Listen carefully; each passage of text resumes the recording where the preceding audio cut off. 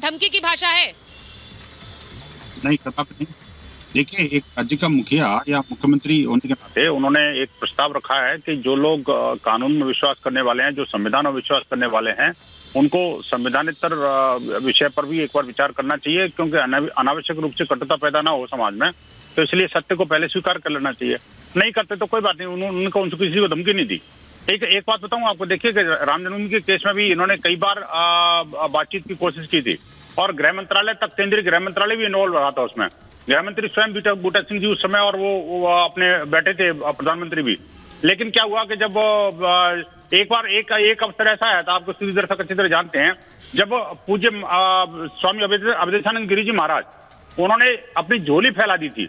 जब वार्ता के दौरान नमाज का समय हुआ और ये सब मुस्लिम पक्षकार सारे नमाज के लिए चले गए, और ये सभी पूज्य संत जो है, अशोक सिंघल जी समेत जो है, वो इंतजार करते रहे इनका।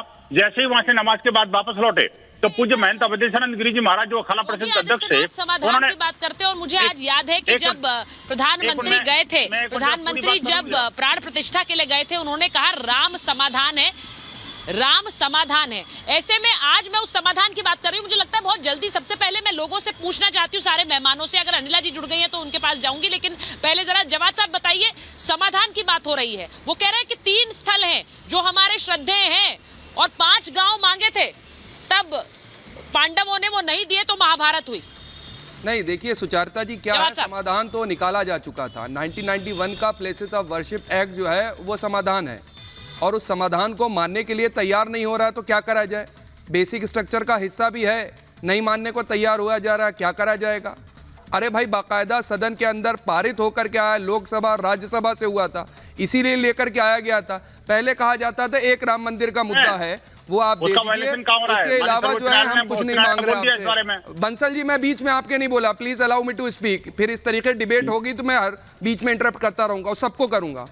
मैं कह रहा हूं, जब इस देश के अंदर, इस सदन के अंदर, सबसे बड़े लोकतंत्र के मंदिर में, सबसे बड़े लोकतंत्र के मंदिर में जब इस बात पे समझौता हो गया कि 1991 का प्लेसेस ऑफ वर्शिप एक्ट मौजूद है, और बाकायदा मथुरा और काशी का उस डिबेट के अंदर चर्चा है, तो मानने को नहीं तैयार हो रहा। हम तो मान ही रहे हैं, लेकिन अब कौन नहीं मारा?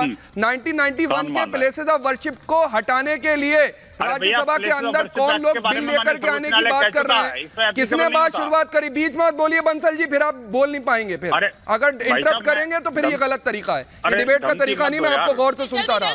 तीसरा सबसे बड़ी बात, एक संवैधानिक पोस्ट पे बैठ करके माननीय मुख्यमंत्री जी धर्मनिरपेक्ष है, उन्होंने संविधान, सुनिए सुचारिता जी, संविधान की शपथ ली है, ईश्वर को साक्षी मान करके वो संविधान की शपथ ले रहे हैं। वो धर्मनिरपेक्ष होना चाहिए उनको, लेकिन उनको पता है कौन से एक धर्म की साइड ले रहे हैं। क्या वो संविधान का पालन कर रहे हैं? आज सत्ता है, इख्तियार है, और मैं, देखिए मेरी बात बिल्कुल सिद्ध सही साबित हुई। मैं लगातार 1.5 साल से आपके मंच पे कह रहा हूं, इसके पीछे राजनीतिक षड्यंत्र है। भारतीय जनता पार्टी 2024 में हिंदू मुसलमान की पिच तैयार कर रही है, और मेरी आज बात बिल्कुल सही सिद्ध हुई है। मैं लगातार कहता चला है, लेकिन कोई मानने को तैयार नहीं था। लेकिन अब भारतीय जनता पार्टी के मुख्यमंत्री, बड़े बड़े मंत्री और तमाम लोग आकर के 2024 में मूलभूत समस्याओं पे ये चुनाव नहीं लड़ेंगे। इसीलिए मस्जिद और मंदिर का दोबारा से 89 के दौर से लेकर के 92 तक लोगों ने देखा, और वो उसी। प्रोफेसर रागी भी स्टूडियो में आ गए हैं। मैं ये पूछ रही हूँ प्रोफेसर रागी, अयोध्या पे अब जो बात जवाद साहब कह रहे हैं कि अयोध्या में जब बात हुई तो अयोध्या की बात हुई, उसके बाद कहा गया कि बाकी किसी पर चर्चा नहीं होगी। अब मथुरा और काशी की बात हो रही है। जब योगी आदित्यनाथ कहते हैं कि पांडवों ने 5 गांव मांगे थे, नहीं दिए तो महाभारत हुई, तो क्या इस मौजूदा समय में वो महाभारत की बात कर रहे हैं अगर ये 2 और स्थान नहीं दिए गए? देखिए सुचरिता, राम मंदिर आंदोलन के समय से ही संतों का और हिंदू समाज के जो उस समय प्रतिनिधित्व कर रहे थे, उन सबों का कहना था कि मुस्लिम समाज आगे बढ़कर के अयोध्या, काशी और मथुरा ये 3 मंदिर दे दे। बाकी हमारे 30,000 मंदिर जो तोड़े गए हैं आक्रांताओं के द्वारा, और वह भी इस्लाम के नाम पर, हम उन मंदिरों को छोड़ देंगे। लेकिन उस पर सहमति नहीं बन पाई, और रामलला को टेंट में रहना पड़ा। बाबरी ढांचा जो था वो विवादास्पद ढांचा था, हिंदुओं ने उसे तोड़ा। उसे फ्रस्ट्रेशन में आप कहिए, वो हिंदू समाज का एक पेंट अप फीलिंग था। रही बात कि जो 3 मंदिरों का 2 संकल्प है कि हिंदू ये किसी संगठन का नहीं है और ये किसी राजनीतिक साजिश के तहत नहीं है, ये भारतीय राष्ट्रवाद की बात है।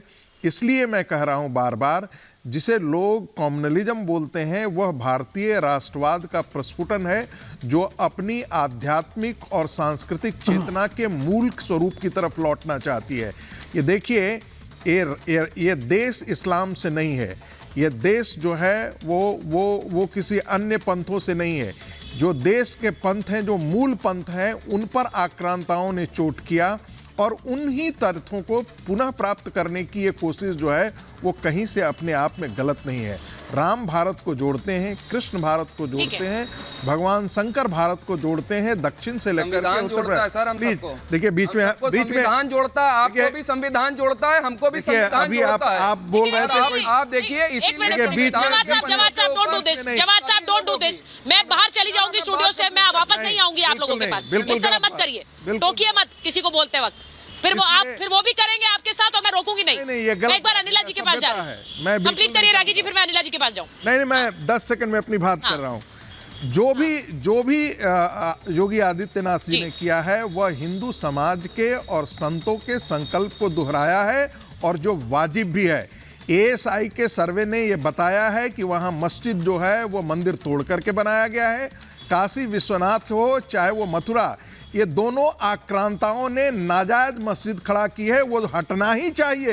ये हिंदू समाज का संकल्प है, वहां से बिल्कुल हटाया जाना चाहिए और वो मंदिर जो ठीक है। लेकिन ये क्या ये यहाँ खत्म हो जाएगा? सवाल ये है, मैं एक बार मैं समाधान पर आज बात कर रही हूं। मुझे नहीं लगता है कि इस देश को एक और देखिए सुचरिता 10 सेकंड, ये महाभारत चाहिए, हमारा शो चाहिए रोज 6 बजे, लेकिन वो महाभारत नहीं चाहिए। प्रोफेसर आगे 1 मिनट, अनिला जी के पास, अनिला जी 10 सेकंड सुचरिता 10 सेकंड। देखिए, महाभारत का इसलिए जिक्र किया कि सारे कौरव दुर्योधन अपने हट में पूरा संतति को खत्म कर दिए थे। यदि इस प्रकार का रार हुआ तो मैं नहीं जानता हूं कि आने वाले दिनों में क्या होगा। उसी तरफ जो है योगी आदित्यनाथ इशारा कर रहे थे। नहीं तो मुझे बड़ी हैरत की बात है कि योगी आदित्यनाथ जी जो है वो भावनाओं पे चल रहे हैं, संविधान से नहीं चल रहे हैं। ये कहने का संगीत रागी जी का जो साफ निकला पूरा बात का। अनिला जी, हिंदू भावनाओं की बात योगी आदित्यनाथ की है, लेकिन काशी और मथुरा की बात खत्म हो जाएगा क्योंकि वहां से आवाज आ रही है, इसके बाद भी नहीं रुकेंगे। 3000 मंदिरों की बात करेंगे। अनिला जी मेरी सबको राम राम। और उत्तर प्रदेश के मुख्यमंत्री जी ने विधानसभा में बहुत स्पष्ट शब्दों में ये बात की कि हम तो तीन स्थानों की बात कर रहे हैं जहां पर हमारे इष्ट विराजमान होने चाहिए और उनके अपने मंदिर में होना चाहिए और प्राण प्रतिष्ठा के साथ होना चाहिए। ये बात इनको समझ में नहीं आ रही और इनकी गलती नहीं है। सुचरिता जी, आप बहुत सुंदर लग रही हैं आज। आप मेरी सुंदर बात सुनिएगा कि इनको बिल्कुल समझ में नहीं आ रही, क्योंकि 1947 में जब इस देश के 2 टुकड़े हो गए थे, धर्म के आधार पर हो गए थे, एक धर्म वालों ने बना लिया था Islamic Republic of Pakistan. Islamic Republic of Pakistan, इसे भारत होना चाहिए था, पर इंडिया करके इसको कंटिन्यू कराया गया। संविधान में भी इंडिया डाल दिया गया, विश्व में भी हमारी पहचान इंडिया के नाम से हो रही